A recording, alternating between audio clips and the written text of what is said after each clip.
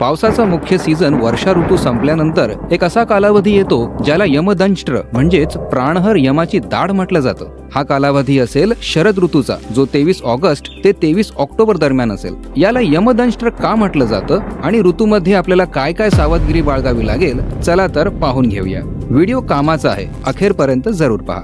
या ऋतूमध्ये जेव्हा वातावरण तर सुंदर वाटतं, परंतु शरीरात लपलेले विकार अचानक सक्रिय होऊन जातात। शरद ऋतूमध्ये सूर्याची किरणे तीव्र झाल्याने पावसाळी मोसमातील संचित पित्तदोष यावेळी प्रकुपित होऊन जातो। परिणाम स्वरूप शरीरात पित्तजन्य विकार जलद गतीने वाढतात। आणि आयुर्वेदानुसार शरद ऋतूला रोगांची माता आणि प्राणहर यमाचा जबडा म्हटलं जातं। याचं कारण आहे या मोसमात पित्त, लवणरस आणि सूर्याची उष्णता तिघांचं असंतुलन। यावेळी पित्तज्वर, आम्लपित्त, अजीर्ण, रक्तपित्त, शीतपित्त, पुरळगाठी, जळजळ, चक्कर येणं, अधिक तहान लागणं, क्रोध, अनिद्रा, कावीळ, रक्ताल्पता, अल्सर, मुखातील व्रण, केस गळणं, मूत्रसंबंधी विकार इत्यादी रोग अधिक पाहाव्यास मिळतात। अशा रोगांपासून वाचण्यासाठी काय नाही खाल्लं पाहिजे आणि काय खाल्लं पाहिजे, चला तर मग जाणून घेऊया। शरद ऋतूमध्ये काय न खावं? शरद ऋतूत आंबट, तिखट आणि खारं भोजन पित्त वाढवतं, म्हणून ताक, दही, लिंबू, टोमॅटो, चिंच, लोणचं, आमसूल इत्यादी पथ्य पाळावं। बाजरी, मका, उडीद, कुळीथ, चवळी, फूट, कांदा, लसूण, आळू, मेथीची भाजी, कुल्फा भाजी, रताळ, वांग, चिंच, हिंग, पुदिना, फालसा, अननस, कच्चं बेलफळ, कच्ची कैरी, तीळ, भुईमूग शेंगा, मोहरीच्या पानांची भाजी इत्यादी पित्तकारक असल्याने हे तुम्हाला खायचं नाहीये।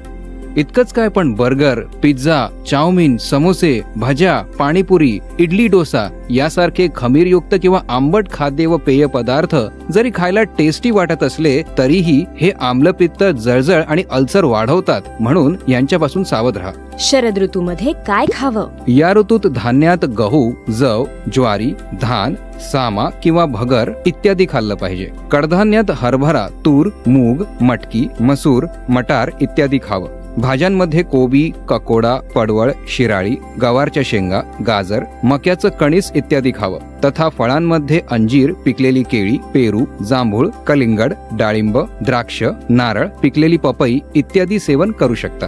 दुसरा मुद्दा, आंबटपणा या मोसमात वर्ज्य असला तरीही आवळ्याचं सेवन करणं अत्यंत हितकारी आहे, कारण की ते पित्तशामक आहे। उकडलेला आवळा खाणं, आवळ्याच्या रसात मध किंवा खडीसाखर मिश्रित करून पिणं, आवळा मुरब्बा किंवा आवळा कॅन्डी खाणं हितकारी आहे। ही कॅन्डी गोड व चटपटीत दोन्ही फ्लेवर्स मध्ये आश्रमाच्या स्टॉलवर तसंच ashramistore.com किंवा आश्रमी स्टोर ऍप वर उपलब्ध आहे। आणि लक्षात असू द्या, रविवारी आवळा सेवन वर्जित आहे आणि शुक्रवारी हा कमी सेवन करावा। आणि मधुर रस पित्तशामक आहे, म्हणून आयुर्वेदिक ग्रंथांमध्ये शरद ऋतूत याचं अधिक सेवन करण्यासाठी सांगितलं जातं। याच कारणास्तव भाद्रपद, आश्विन व कार्तिक महिन्यात येणाऱ्या सणांमध्ये मधुर रसयुक्त पदार्थांचं सेवन करण्यास महत्त्व आहे। श्राद्ध पक्ष व शारदीय नवरात्रीच्या दिवसात तसंच शरद पौर्णिमेला देशी गाईचं दूध आणि त्यापासून बनवलेली खीर सेवन केली जाते। सोबतच कडू व तुरट पदार्थ घ्यावे, जसं कारलं, धणे, ज्येष्ठ मध, हरड चूर्ण व खडीसाखर सेवन करणंही हितकारी आहे। तर या ऋतू परिवर्तनाच्या वेळी इथे सांगितलेल्या नियमांचं जर सावधपणे पालन कोणी केलं तर निश्चितच आजारांपासून स्वतःला वाचवून आपलं स्वास्थ्य सुरक्षित आणि सुदृढ बनवू शकतो। ही माहिती जर आवडली असेल तर इतरांसोबत जरूर शेअर करा व चॅनल सबस्क्राईब करणं विसरू नका।